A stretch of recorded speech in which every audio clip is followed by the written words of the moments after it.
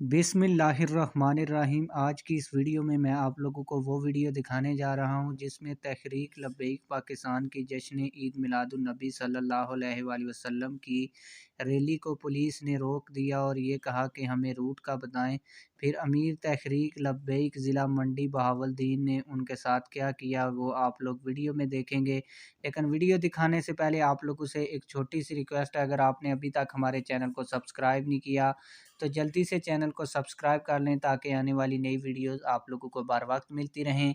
आप लोगों का ज़्यादा टाइम वेस्ट नहीं करूंगा और आप लोगों को असल वीडियो दिखाऊंगा। आइए असल वीडियो देखते हैं। लड़के जो स्कूटी वाले उनको जाके राह बंद करो, जो जलूस का राह है ना इधे कोई शह ना फिलहाल। तो एजेंसी वाले अदारे वाले सुन लो, अगली बारी तो पूछा ना रूट प्लान साढ़े को तो मैं तुम मरोड़ के कोई होर शह देनी। इस ध्याड़े भी शर्म नहीं आती, तुम ऐसे बेगैरत हो। अज भी तुहाडी एम्बुलेंस भी टुरी है तो रूट प्लान मंगते किस गल तो तुसीं?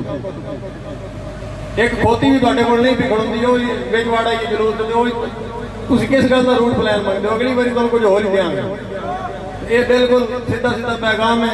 अगली बारी ना साडे को पूछा, दिलों साडा दिल करेगा जलूस लैके जावांगे।